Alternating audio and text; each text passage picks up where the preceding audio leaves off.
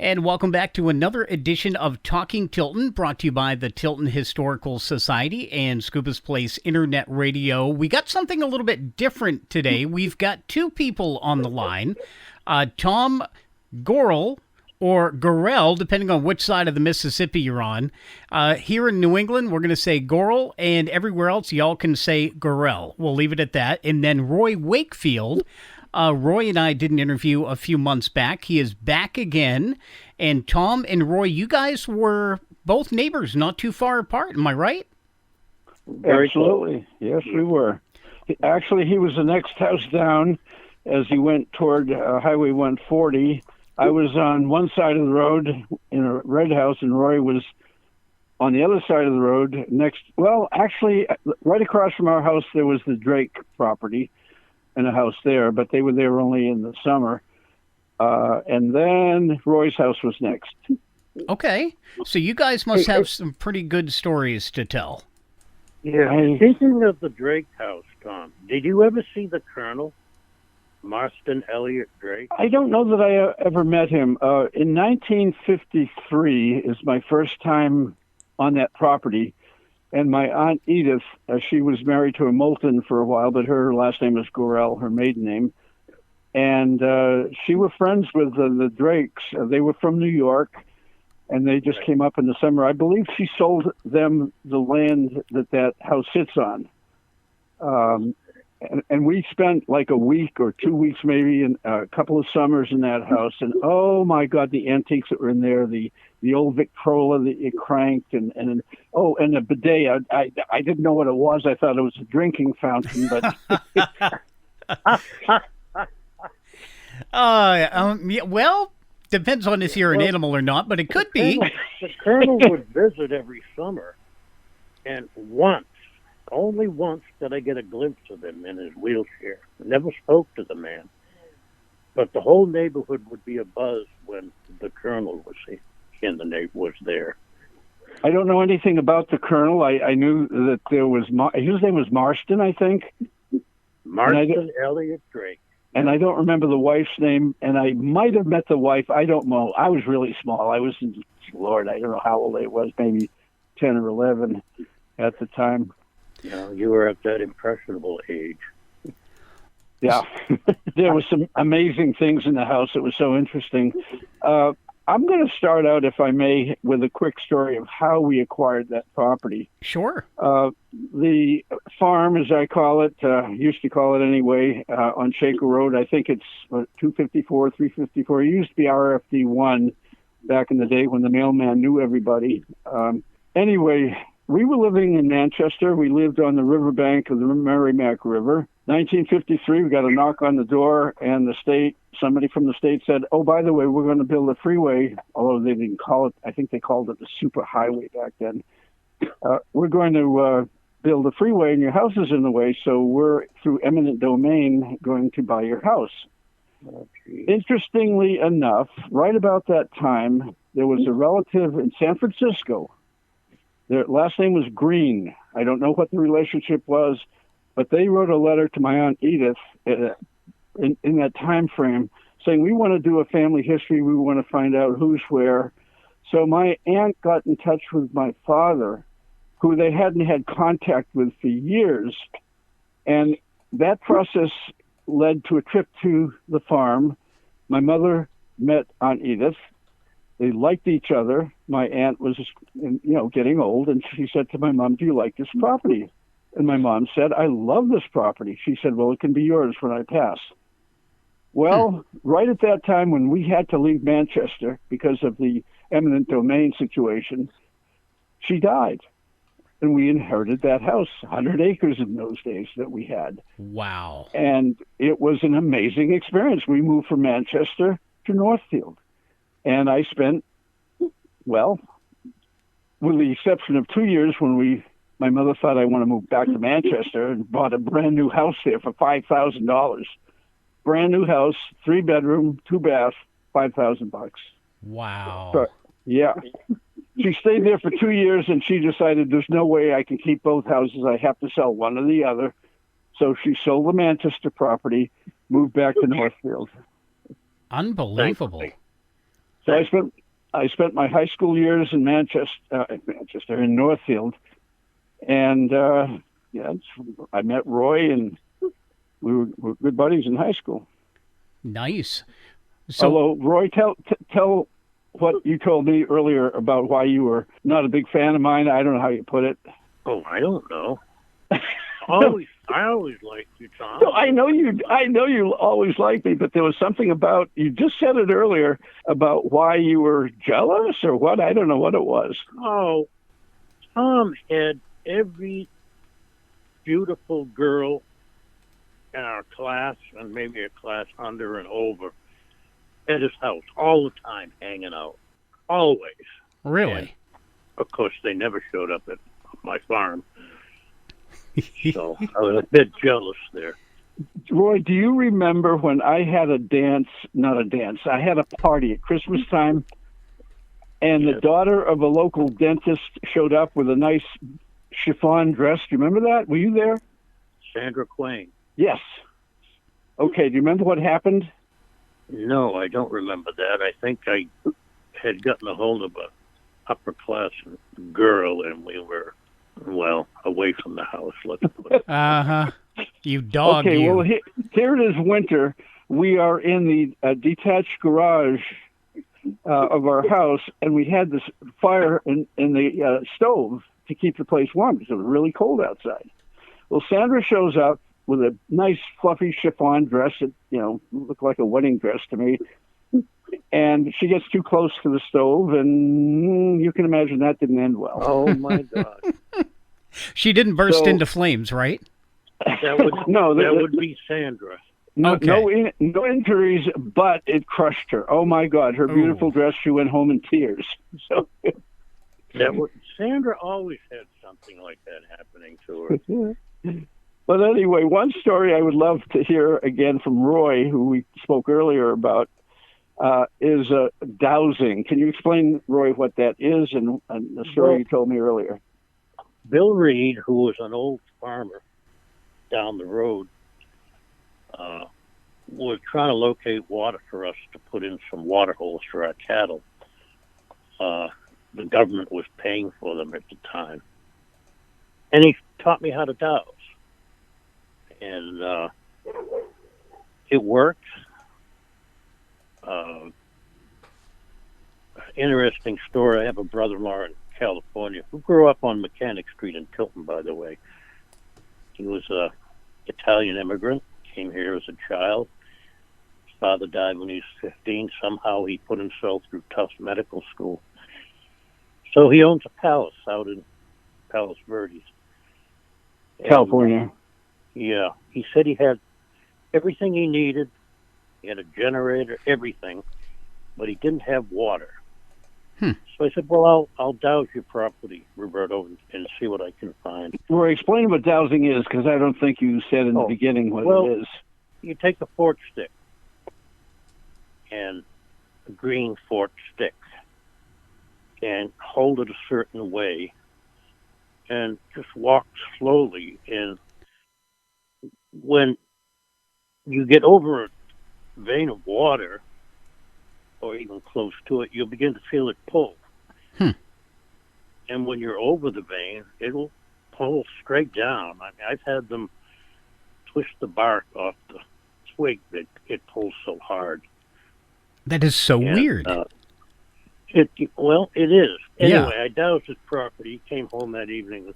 What did you find? And I had found, it might have been an old septic tank, I don't know, but I brought him over to it and showed him how to hold it and told him to walk slowly toward a certain point. And he was approaching the area. It's pulling down. I said, well, squeeze, Roberto, squeeze. You got to squeeze it hard. Well, it's pulling down. I said, squeeze it hard. Keep walking. He said, I can't hold the effing thing. He finally got to the spot. That stick is pointing straight down. And he was a man of science, and he said there's no way it's going to work. Impossible. I love that. Explain that scientifically, Roberto. Well, That's It pretty. worked. Yeah, you didn't even need a Spring, PhD. you must be familiar with the Salmon and Spring, Al. Oh yeah, yeah, right by Yeah, where well, what was it, Beatles store, right? yeah, across the road. John Sheehan owns that Mm-hmm. land, and John was a good friend of mine, and he said he was losing his water.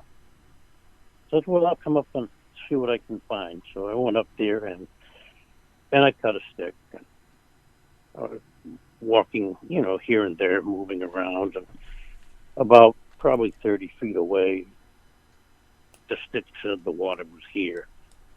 And I, as the old timers taught me, you stuck the stick in the ground at that point.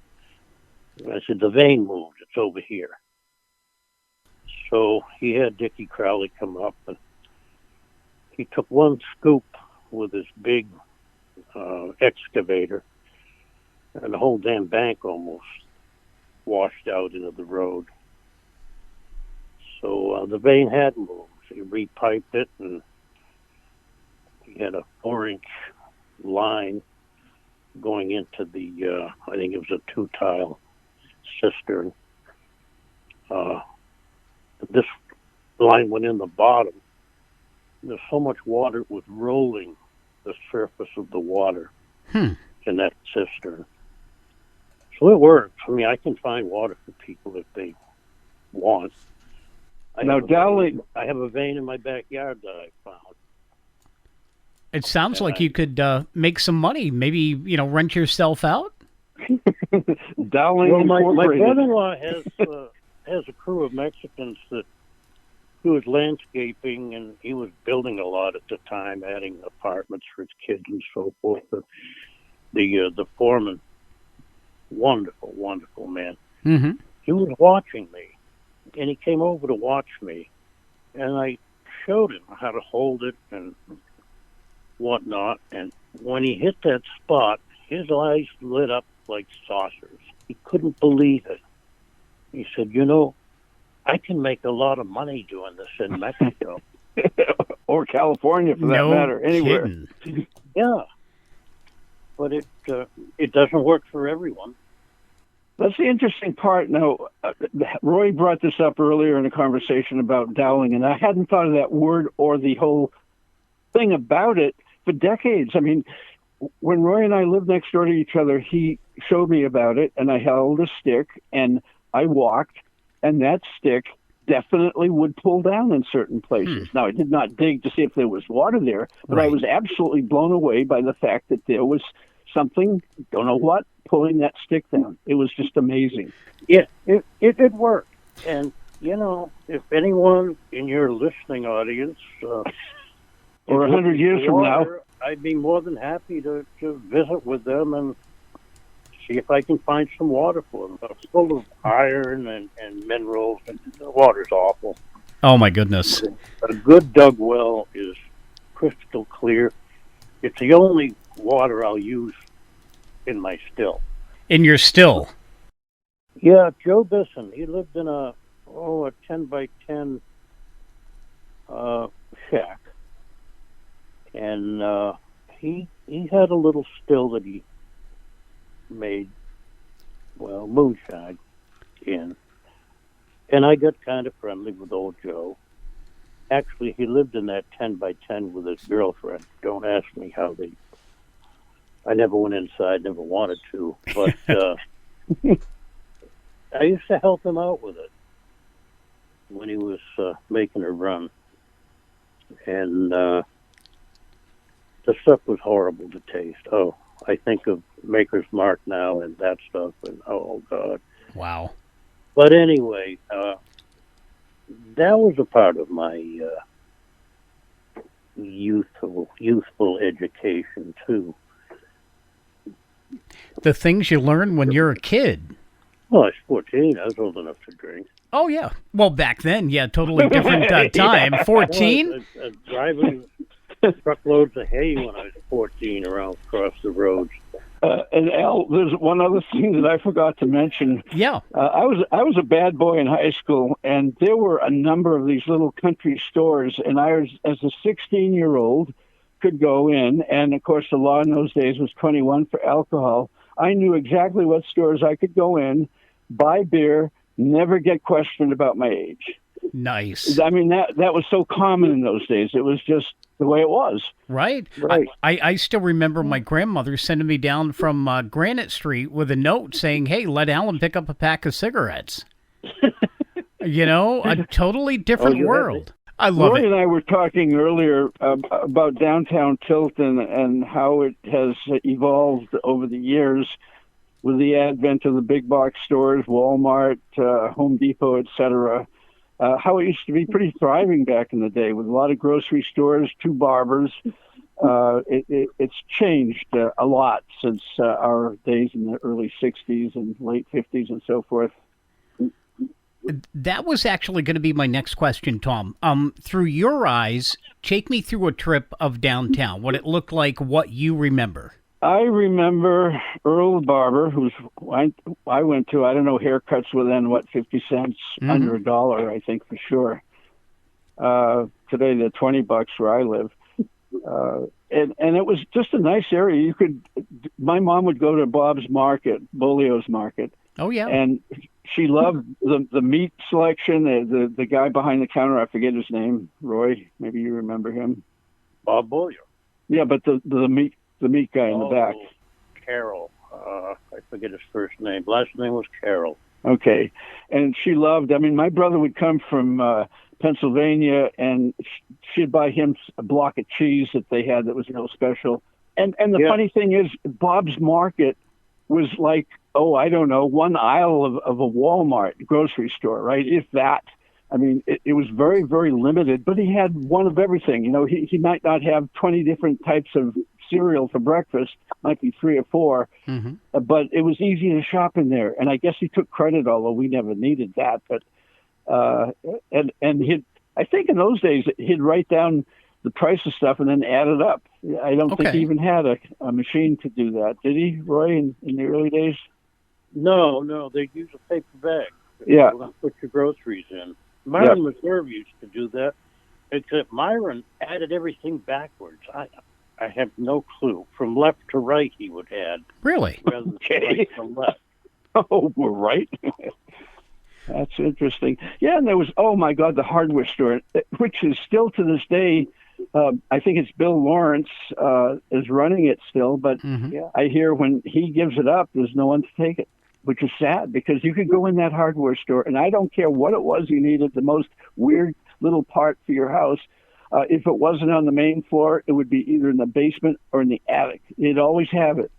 And you didn't have to worry about going in and waiting for service. He was right there to help you, or someone would be. You know, I forgot the interview that I did, but that brings up an interesting point because they said that they actually found a cake pan at Bryant and Lawrence. I'm like, seriously, a cake pan at a hardware store? Oh, yeah. I mean, that's cool. He wanted a toaster or blender or whatever it is. He had like one.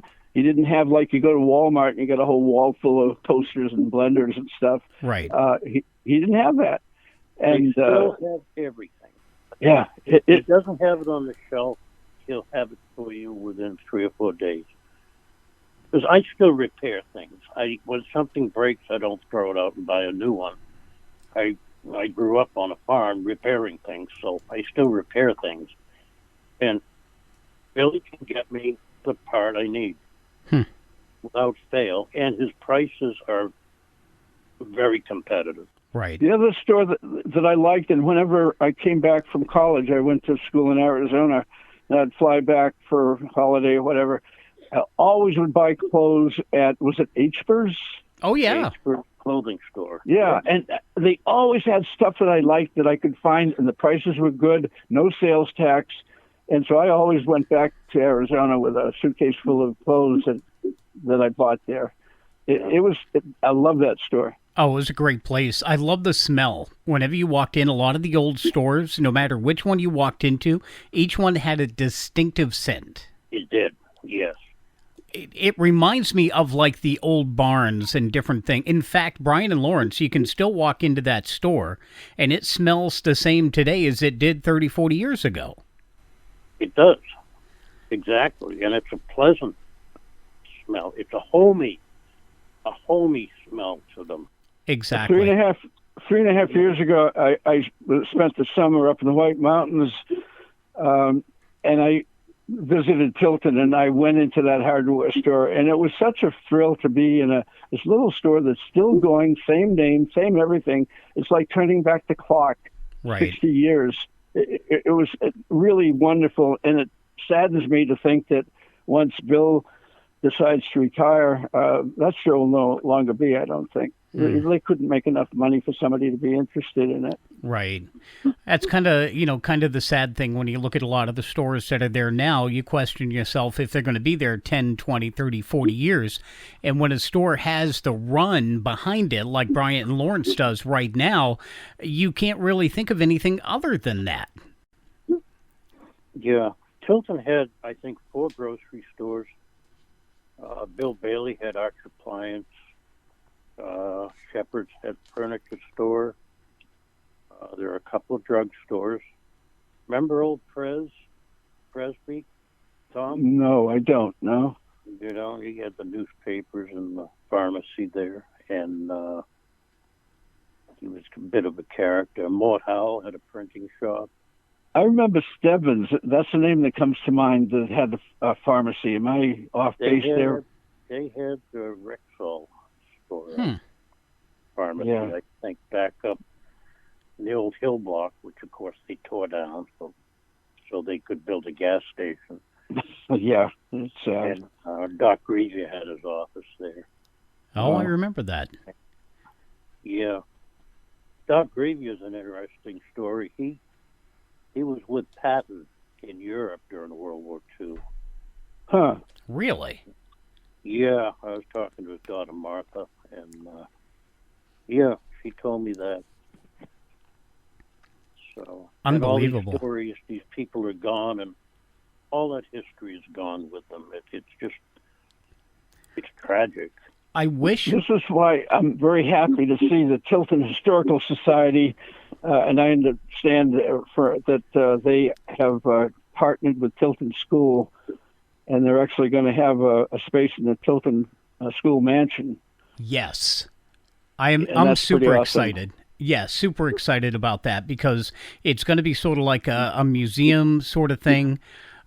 We don't know everything that's going to be happening with it yet. It's just in the beginning stages, but that's going to be a cool thing. If people from in and around Tilton can be able to go to a place like the Tilton Mansion and look back on the history, it screams so much. And to think that the Tilton Mansion almost met the Wrecking Ball at one time.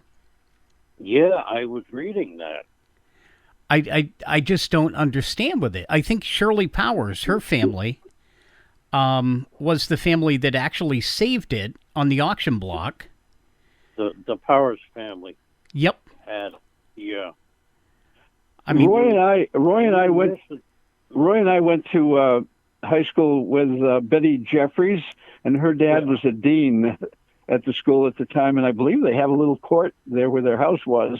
They call it Jeffries Lane or Jeffries Court or something like that. Yes, they do. Betty and I were good buddies then. The street. Yeah, Betty was a good friend of mine. Those were the days, man. Those were the days. So it's interesting. When I was young, I didn't have any interest in history whatsoever. I'm the same way. I regret that when I had access to old people as a child, or even in grade school, high school, whatever, they could have stories, and I wasn't interested in them. These people maybe lived through. They were probably alive when the Civil War was going on.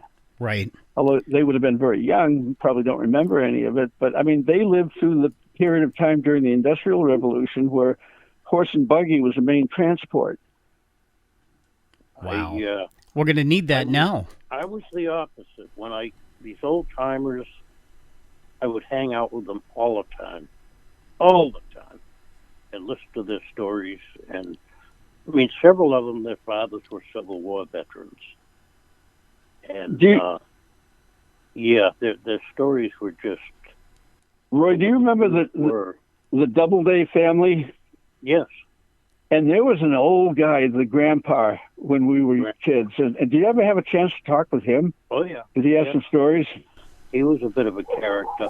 From Massachusetts originally, believe it or not. And Josh Dean somehow was related to them. Remember Josh and his wife Marion? Not really, no. And then there was the Hunt family that was up the road from us. That house is still there. They were related also to the Doubledays and the Hunts. I think Mrs. Hunt was Josh's sister, or something like that. Yeah.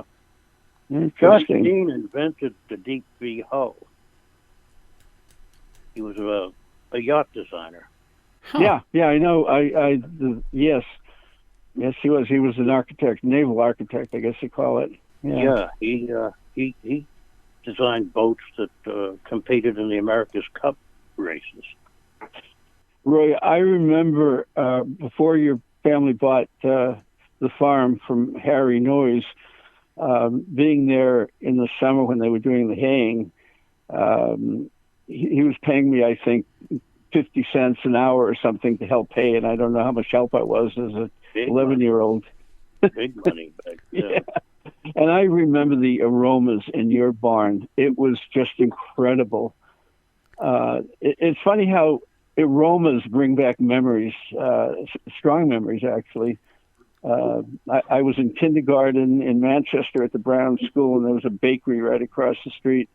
And that aroma of that bread every day when I went into kindergarten was amazing. It's just it's funny how aromas have something. They bring back. That barn aroma is perfume to me. I was going to say, actually, if you guys are talking about an aroma from a barn, there's only one thing I can think of. Well, no, and that actually is I shoveled a cubic mile of it. That actually isn't that bad, honestly. It isn't, but the hay aroma is just incredible. The hay. Nothing like it. It's like a perfume. Especially to Roy, I mean, you were living it. Yeah. So we're kind of, in that season, just beginning the whole maple syrup thing. Did you guys ever visit a sugar house in Tilton when you were growing up? Sure, absolutely. Oh, yeah. The Abbott farm had a sugar house, and I remember what we'd do. You get the hot syrup and pour it on snow that hadn't been exposed to. I won't say what, but you know what. Yeah. In other words, clean snow, not yellow snow. From the yellow snow. Yeah, exactly. But that would be such a big treat to have. And again, we're talking aromas here. Oh my God! In a sugar house? Are you kidding me? There's nothing like it. That was George Corliss still runs his sugar house. Who? George Corliss. They have a sugar house there. He still does that? Well, he doesn't do too much of it now, but yeah, he and his brother-in-law, and whoever he has working for him, they run a sugar house. Yeah, they used to tap our maple trees along the farm, Shaker Road. We had some maple trees right alongside the road and in the field, and he'd tap those things, and that was quite an experience too. Yeah, Bert Southwood tapped our trees. I was going to say, I remember he had one up right across the street from his farm. Yes. Yeah, God, I remember his father sitting there watching the sap boil. Mm-hmm. He had a little jar of cream next to him and a broom straw in it, and when it would get bubbling up too high, he would just take that straw out of the cream and whisk it across, and the foam would drop like a instantly. Oh, yeah. And of course, this little pearl would come off his nose and land in the syrup. But one thing I think that we should talk about here before wrapping it up is Roy and I were discussing earlier, back in the days when we were kids, there were numerous farms in the area. I mean, lots of them, small family farms. And today, I understand there are none. Zero, and their houses. The fields are covered with houses. It's just a totally different era. Yeah, it's a crime, but it's progress, I guess, and it's sad to see it happen because Yeah, I remember it was rare to see a car going down Shaker Road. I knew every single car. I knew who it belonged to. I knew the neighbors, and that doesn't exist today.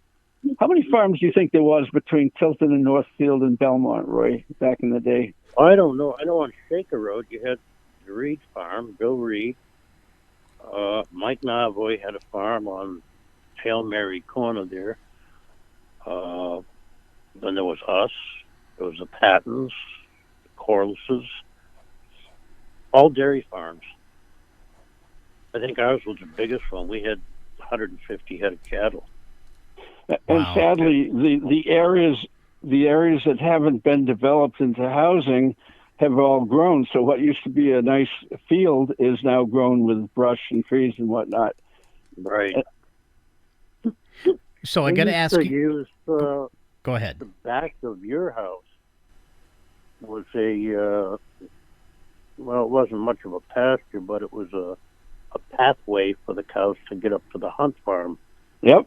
to pasture up there. It was actually an open pasture. There was a field. I remember when I was like a freshman in high school that we planted Christmas trees, and I thought, Still well, there. I'll never, I'll never see these trees. Well, the last time I was there, they were giant. There you go. Right. See, never say Still never. there, Tom. Yeah, and Still there. yeah, it was The first deer I ever shot was behind your house. really. I didn't Yeah. I never collected for that, Roy. Yeah. Well, A hunter's fee. No, I know that was pretty sneaky of you. I never, I've never eaten venison in my life, so I don't know even know what it tastes like. It's Have it actually pretty good. No, I have It's not. delicious, but the secret is medium rare. Yeah, you don't want to overcook it. Roy, I remember in the winter. Okay, you go up past Hunt's, where Patton Farm was, right, and you go left, and it goes downhill. We used to go tobogganing in that in the winter. At night, you could count on there not being a car coming. You could count on it, absolutely. Yep. And now Yep. there's a trailer park on that road and all kinds of traffic. It's It's terrible. progress. And Meadows, remember Belmont Meadows? Oh, yeah. Dirt Road. Tioga Brook. Yeah. There was also a Hail Mary corner on that. We used to see how fast we could get around it. Wow. I think I made 45 once. Y'all Roy, were do you remember the story that my cousin Stanley Witcher had a convertible, and it ran fast, and there were 5 of us, I think, in that car, top down, and he's racing across that bridge. Which one would that be? You get on the hill, you turn left, and you go, and there's a bridge. Well, we were going the opposite way, and he was going so fast over that bridge that all 4 wheels were off the road, and we landed, and we started swerving into a monster-sized tree. Oh, no. Had he not been able to veer off, we would have all been dead. I mean, it was awful. I never rode with him again, ever after that. Unbelievable. Just before we get set to wrap up, Tom, I'll start with you, and then Roy, Sure. I'm going to go over to you. Favorite restaurant in Tilton? Favorite restaurant in Tilton then? Ooh, let me think about that. We didn't eat out much. Typically, we'd go to, okay, here we go. I worked at a place called the Thruway. I guess that was in Tilton, Roy, or not? Lockmere. Yeah, that's in Tilton. Yep, Lockmere is close part of enough. Tilton. Yeah. Yeah, I worked there, and I guess it went on for many years after I left. I worked there probably 1958 or 59 or so. And then there was the double decker, which is in Belmont, but that was the all-time favorite for the summer. Mm. Fried plant. And then there was yes. another one that was on the lake where the bridge is, Mosquito Bridge, just before it on the left. Jumping Jack. Yes. Was that what it was called? Jumping Jack. They moved that when they rebuilt the bridge. Right. That it sat in Walter Atherton's fields for years. You could park your boat there and get food. They had pretty good food there. And I remember we used to call it greasy summer food, fried clams and Scallops. fried onion rings and all of that stuff. Right. But it was probably not terribly healthy, but it was wonderful. You can't get anything like that out west where I live. I'll tell you what, that's one of the biggest things I was looking forward to moving back to New Hampshire was the seafood. Mm-hmm. Absolutely Yes, awesome. indeed. So, Roy, your favorite restaurant? Oh, my favorite restaurant is no longer, and this isn't that long ago. It was called the Victorian House in Guilford. Hmm. And it didn't look like too much. But I brought my wealthy brother-in-law from California and my sister-in-law there one night. And we got about halfway through the meal. And my brother-in-law says, Roy, I cannot touch this in Los Angeles. Hmm. It was 5-star restaurant. It was fantastic. Just fantastic. I used to bring irate customers there. It was a little pricey, but by the end of the evening, they were no longer irate. It's probably for good reason, that's for sure. All right, real quick. And the food would come, each course would come at the right time. You'd have 10 minutes or so to discuss business or whatever before the next course would come. Roy, do you remember the Shore Diner? The Shore Diner. It was on Paugus Bay, and you go in there, and there's a jukebox control on every table. You don't remember that? I do remember it. Yes, I do now. It was so nostalgic. It was, of course, it's torn down today. Yeah. I can't say how good the food was or wasn't. We ate there. You know, you didn't, as a kid, think about quality of food. You know, hot dog's a hot dog or a hamburger, whatever. But it was so nostalgic. It was a typical diner that you would see in a movie from that era. Yeah. And Tom, I got to ask you real quick before we wrap up, your most memorable thought of Tilton Northfield. I have a memorable thought that involves Roy and his horse. Okay. All right, I want to hear this. Roy brought his horse up to our house. It's only, a quarter of a mile away, if that. And he said, I never was good with horses. I never have been, never will be. But he convinced me to get on it. And that horse decided it was going home. It didn't matter what I wanted it to do. And he went home. And he ran into the barn, and I had to duck, I think, to not get my head knocked off. So that's my memorable moment involving Roy and my good neighbor. I love that. I had ridden the horse. He was a miserable thing.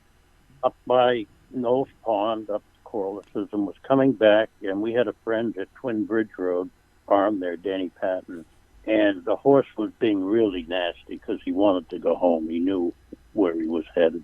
And it wasn't me that convinced Tom. It was Tom that convinced me to let him drive the horse.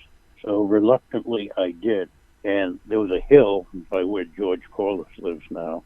And the last thing I remember is that horse flying over the hill and Tom hollering, "Whoa, whoa, whoa, whoa, whoa." Roy, was that a separate episode from when he took me to your barn, or was that the same episode? No, it was the same episode. I love it. Home, it was only about a mile, but I had trouble walking. I was laughing so hard. We remember it a little bit differently, but then that's what it's like. I mean, everybody's memory is clouded, okay? And so you remember certain things. Right. Well, like you talk with your siblings, unfortunately, I don't have any anymore, but you talk about the old days as a kid, and you remember things way different. Absolutely incredible. Well, Tom Gorrell and Roy Wakefield, guys, thank you so much for joining me on Talking Tilton. It's been a blast. Well, I'm in Newport, Oregon, so it's Gorrell. Oh, Gorrell. That's right. Gorrell on the West Coast, here in New England, Yes. Gorrell. I hope that somebody may be listening to this 100 years from today or even more, and I hope mankind does last that long. Amen. Amen. It's been great talking to you guys. So hang on the line with me just a moment, okay? Yeah. Sure. Good talking to you, Al. This has been Talking Tilton, brought to you by Scuba's Place Internet Radio and the Tilton Historical Society in Tilton, New Hampshire. If you would like to be my next guest, you can get a hold of myself or John Ciriello, and we'll get you on for next month.